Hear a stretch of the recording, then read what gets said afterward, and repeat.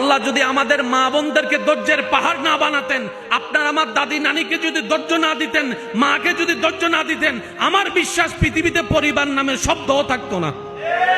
এই সমস্ত কথাগুলো আমাদের সমাজের জন্য দরকার আছে না নাই? কারণ দিন দিন ডিভোর্সের হার কমতেছে না বাড়তেছে?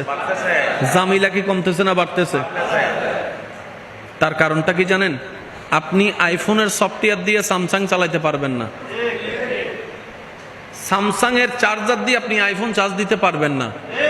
আমরা বেশিরভাগ পুরুষ, বেশিরভাগ নারী, পুরুষের সফটওয়্যার দিয়ে নারীকে কন্ট্রোল করতে চায়, নারীর সফটওয়্যার দিয়ে পুরুষকে কন্ট্রোল করতে চায়, স্বামীর সফটওয়্যার দিয়ে বউকে তৈরি করতে চায়, কন্ট্রোল করতে চায়, বউয়ের মতো করে স্বামীকে কন্ট্রোল করতে চায়, যার কারণে কোনো কিছুই আর সম্ভব হয়।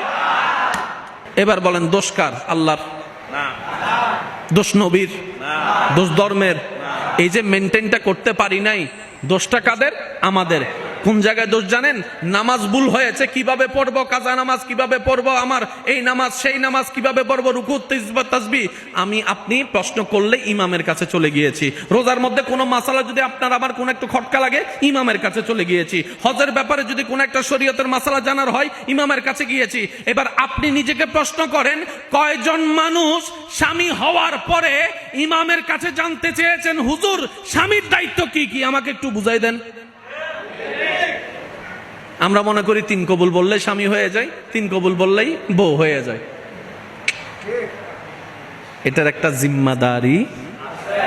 আপনি এখন যে জায়গায় বসে আছেন জানেন, এটা শুধু মসজিদ নয়, এটা সমাজ সংস্করণের জায়গা। এটা এই জায়গা থেকে যদি আওয়াজটা সেভাবে যায়, সমাজ সংস্কার হতে বাধ্য বাধ্য বাধ্য মসজিদ।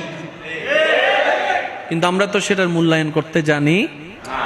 সাগরের মধ্যে একটা জাহাজ যদি তুফানে পড়ে, মা চিল্লাবে, বোনে চিল্লাবে, বউ চিল্লাবে, স্বাভাবিক। কিন্তু সে জায়গায় একজন পুরুষ স্থির থাকাটাই স্বাভাবিক। কারণ সেই বিপদ থেকে বের হওয়ার রাস্তাটা খোঁজার জন্য আল্লাহ পুরুষকে দায়িত্ব দিয়েছেন, আর রিজালু কাওয়ামুনা আলান নিসা।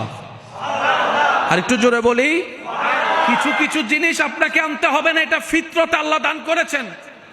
পানিতে বাচ্চা ছেড়ে দিলেই ডুবে যাবে, কিন্তু হাঁসের বাচ্চা ডিম ফুটার পরে হাঁসে পানিতে। প্রত্যেকটা মানুষের ভিতরে একটা ফিতরত আছে, এটা আল্লাহ প্রদত্ত। এটা আপনি চাইলে অস্তিত্বকে বিলীন করতে পারবেন না। আল্লাহ তাআলা বলে যে আমি তোকে বানাইও দিলাম, যা দরকার সবই দিলাম। তো আল্লাহ এখন আমি কি করব? রব বলে যে আমি তোকে একটা নিয়ম দিচ্ছি, নিয়ম মেনে চল। যদি তুই নিয়ম মেনে চলস, তুইও শান্তিতে থাকবি, বেসালাস পরিবারও শান্তিতে থাকবে। পরিবার শান্তি থাকলে সমাজও শান্তি থাকবে, সমাজ শান্তি থাকলে দেশও শান্তি থাকবে, দেশ শান্তি থাকলে বিশ্বও শান্তি থাকবে। অন্যায়ও থাকবে না, অশান্তিও থাকবে না।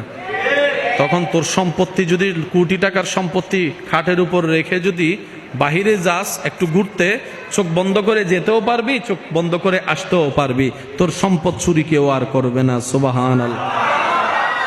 আল্লাহ তাও কি সম্ভব? রব বলে যে অবশ্যই সম্ভব। বানাই দেয় নাওয়ালা, করে দেয় নাওয়ালা, আমি রব আছি। তো তোদের কাজ চেষ্টা করা, যা আমি হুকুম দিয়েছি। আশা করি এই শব্দটা একটু নোট করবেন। আল্লাহ পাক বলে তোরা কিছুই পাল্টাতে পারবি না, কিন্তু আমি রব চাইলে দিনকে রাত, রাতকে দিন সেকেন্ডের মধ্যে বানাই দিতে পারি। সুবহানাল্লাহ। রব বলে যে তোরা কিছুই চেঞ্জ করতে পারবি না, কিন্তু আমি রব চাইলে পুরুষকে নারী, নারীকে পুরুষ সেকেন্ডে বানাই দিতে পারি। তো তোরা একটা কাজ কর, চেষ্টা করে করে আমার এবং আমার নবীর হুকুম পালন করার চেষ্টা করে করে আমাকে খুশি করার চেষ্টা কর। আমি তোদের জন্য যা দরকার সব পরিবর্তন করে দিব। সুবহানাল্লাহ।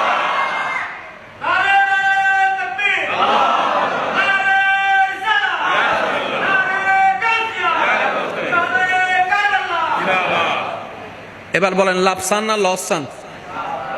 ভাই একটু বলেন না, লাভ চাই না লস চাই? অশান্তি না শান্তি চাই?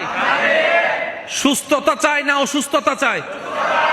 এবার এখানে যত আমার মুরব্বী দাদারা আছেন ওনাদেরকে জিজ্ঞেস করেন, আপনারা যখন ছোট ছিলেন তখন এলাকায় কয়টা ফার্মেসি ছিল? কয় গ্রুপের ওষুধ ছিল? ওই ডায়রিয়া, জ্বর। নাতির থেকে জিজ্ঞেস করে তোদের আমলে ওষুধ কি? বৃষ্টি বেতল লম্বা না, মাঝখানে আবার ঢুকি গিয়ে করোনা। জোরে জোরে জোরে। পৃথিবী কয়টা? গ্রাম কয়টা? কিন্তু রোগ দিন দিন কমতেছে না বাড়তেছে?